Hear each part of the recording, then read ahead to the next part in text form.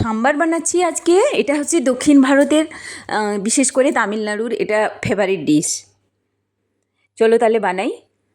এখানে আমি নিয়েছি অড়হর ডাল, এটাকে তুর ডালও বলে, 1 বাটি নিয়েছি।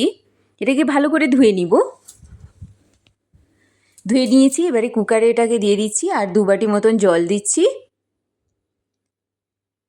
আর 1 চামচ হলুদ আর 1 চামচ লবণ দিচ্ছি। দিয়ে কুকারের ঢাকা বন্ধ করে এটা অল্প আঁচে বসিয়ে দিব সিদ্ধ হওয়ার জন্য। এবারে আমি তেঁতুলটাকে জল দিয়ে ভিজিয়ে নিলাম। একটু ভিজলে ভালো হবে, ওটা কাঁচটা বেশি করে বেরোবে। এই সবজিগুলো কেটে নিয়েছি। এখানে লাউ, বেগুন, কুমড়ো, টমেটো, আলু, সজনে ডাঁটা, বিনস, টমেটো, সব পেঁয়াজ সব কেটে নিয়েছি, কেটে ধুয়ে রেখেছি। কড়াই বসিয়ে দিয়েছি, এবারে জল দিয়ে দিচ্ছি। জলটা গরম হয়ে গেলে আমি সবজিগুলো দিয়ে দিব, একে একে সবজিগুলো সব দিয়ে দিব। এতে আরও সবজি দেওয়া যেতে পারে, গাজর, মটরশুঁটি এগুলোও দেওয়া যেতে পারে। এটা এমন একটা সহজ রান্না, আমি বলে বোঝাতে পারবো না। আর এটাতে মশলাও কম লাগে, আর শরীরের পক্ষেও খুবই ভালো এটা। 3টা কাঁচা লঙ্কা দিলাম, আর 1 চামচ হলুদ গুঁড়ো, আর পরিমাণ মতন লবণ দিচ্ছি। এখানে আমি 2 চামচ লবণ দিচ্ছি, যেহেতু বেশি সবজি আছে। ভালো করে এটাকে মিশিয়ে নিব। তারপরে ঢাকা দিয়ে আমি 15 মিনিট মতন রেখে দিচ্ছি। 15 মিনিট হয়ে গেছে, সবজিগুলো সিদ্ধ হয়ে গেছে।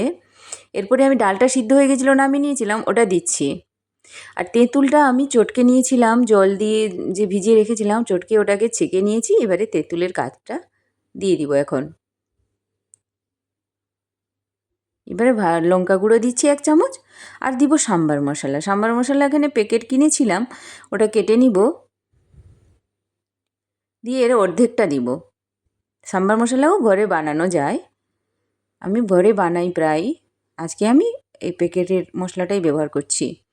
অনেকে এটা তেলে যখন ফোড়ন দেয় তখনই দেয়, আমি এখনই দিচ্ছি। 2 চামচ মতন দিলাম, বেশ সিদ্ধ হয়ে গেছে। সবজিগুলো নামিয়ে নিলাম। বড় বাটিতে একটা কড়াই বসিয়ে দিয়েছি, কড়াই গরম হয়ে গেছে। এবারে সর্ষের তেল গরম করে 2 চামচ মতন দিলাম, 4টা শুকনো লঙ্কা দিলাম। গরম হয়ে গেলে গোটা সর্ষে আর গোটা জিরে ফোড়ন দিচ্ছি। এবারে কারি পাতা দিচ্ছি। কারি পাতা ভালো করে ফুটে উঠলে ওই সিদ্ধ সবজিগুলো দিয়ে দিব।